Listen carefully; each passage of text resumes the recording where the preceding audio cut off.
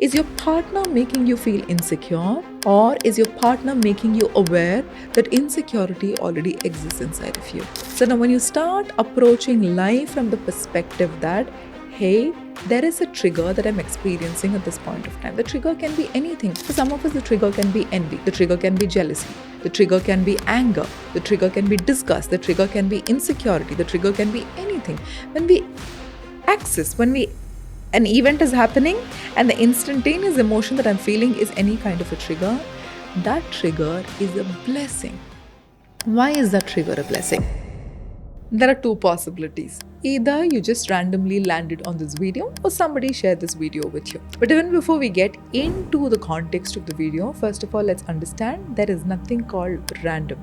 If this video has popped up in your realm of reality, there is probably a reason for that. Because sometimes in our lives, we don't know why we feel a specific way and we just end up feeling a specific way, which is you triggers at this point of time. And if you're somebody who is looking for, hey Gayathri, give me the 3 steps for me to overcome triggers, or give me this quick fix for me to overcome triggers, or give me a pill for me to overcome getting triggered, and I just want to feel this ecstasy all the time, I highly recommend skip this video. This video is not for you. But if you're somebody who genuinely wants to understand what inside of you is getting triggered and why these triggers are trying to say something to you, and how by becoming aware of these triggers you have the key to the treasure that you've been looking for in your life. So now let's take this step by step. If I'm going to ask you this question, rather than just making this as a video where you randomly listen to this, I would like for you to think of this as me having a conversation with you one-on-one. Okay? So think about this. If I'm going to ask you this question, how are you today?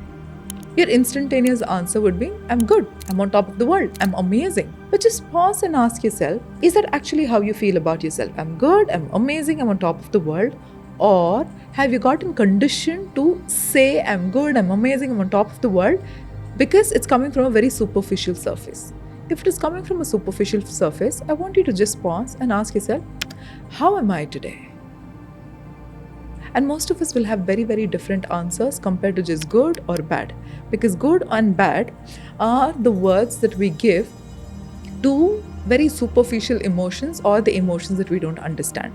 But what I would like for you to look at is, every time I have had the habit of asking somebody, or every time I've had the habit of responding, we start to notice that how you feel, or when you say I'm good or bad, your day is dependent on how you feel on the inside. So whatever is happening on the inside determines the quality of your day, which in turn determines the quality of your life. So if how you feel on the inside determines the quality of your life, then it is very important for us to introspect and go within and ask ourselves, why do I feel this way?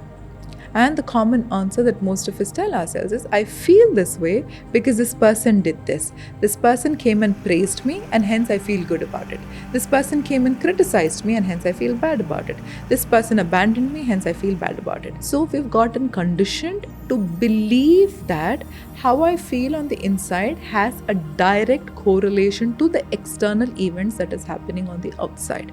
This is the biggest lie that we all have fallen for. The entire world, not just you, not just me, the entire world. We have gotten to the conditioning that my feeling is in direct correlation with what is happening on the outside.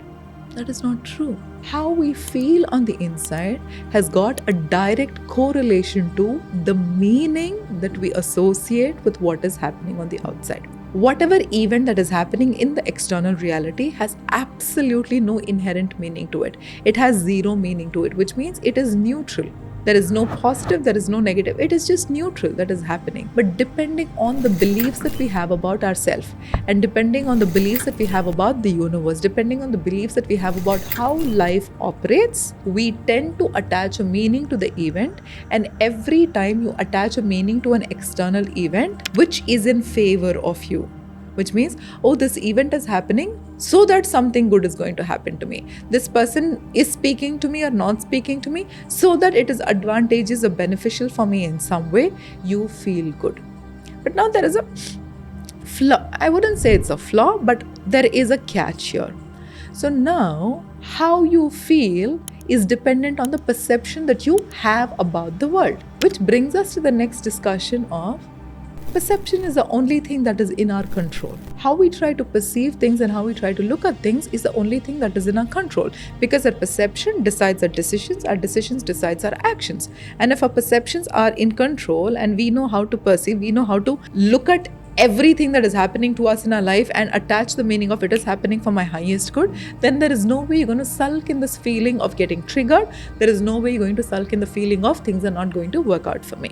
So now, when we start analyzing this, the next thing that I want you to start looking at is, please remember, nobody in this world has the ability to make you feel anything other than what you already feel about yourself. Which means, if I'm already an insecure person, then I have a tendency to attract into my life, because of the emotional frequency that I send out, I have the tendency to attract in my life people who will make me feel insecure. So, but what we do is, so let's say you are in a relationship and you have a partner. Let me give you two examples, okay?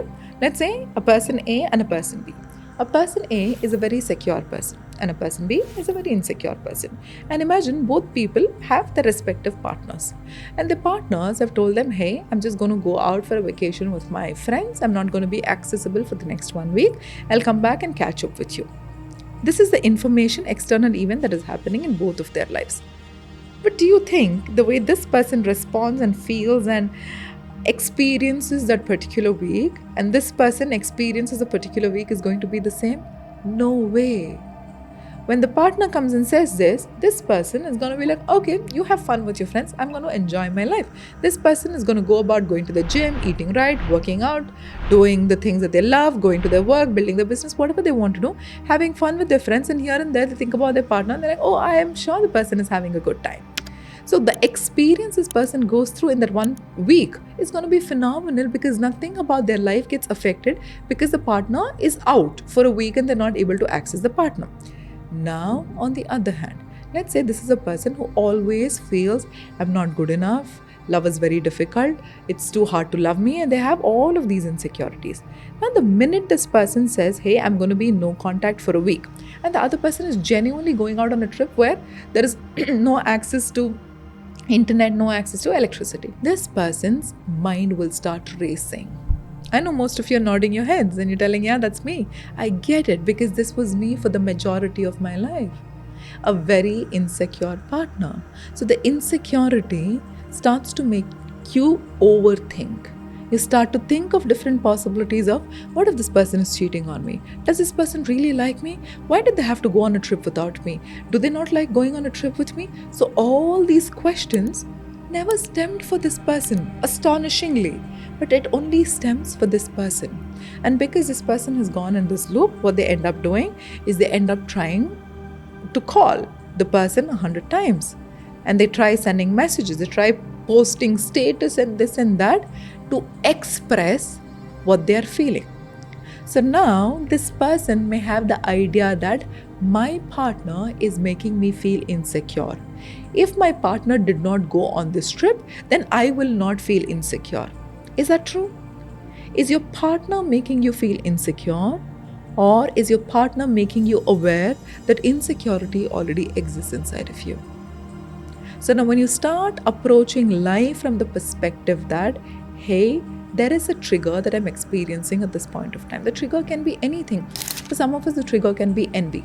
The trigger can be jealousy. The trigger can be anger. The trigger can be disgust. The trigger can be insecurity. The trigger can be anything.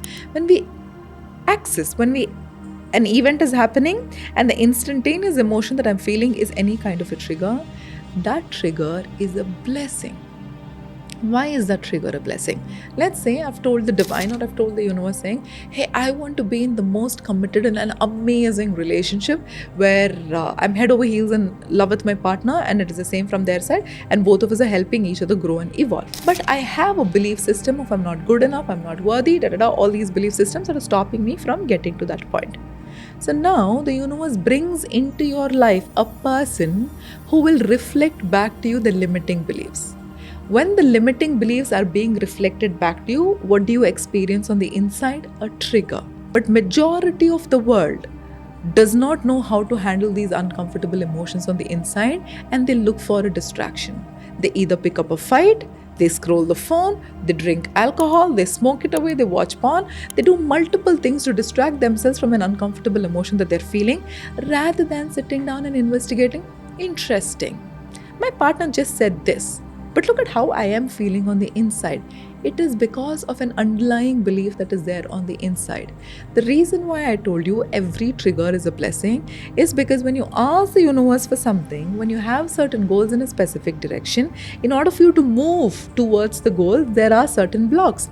How will you ever become aware of those blocks if not for these triggers? Rather than getting scared of your triggers and rather than trying to run away from your triggers, how about you use this as an opportunity to sit and ask yourself, interesting, I'm feeling the sensation of jealousy right now. This makes me feel that this person has something that I don't have. This makes me feel scarce. So every trigger, every uncomfortable emotion that you feel on the inside is a feedback mechanism. The universe is trying to make you aware that there is something inside of you that needs attention, so that when you overcome that discomfort feeling that you're going through, which is there on the inside, you will inevitably become a vibrational match to what you're asking for.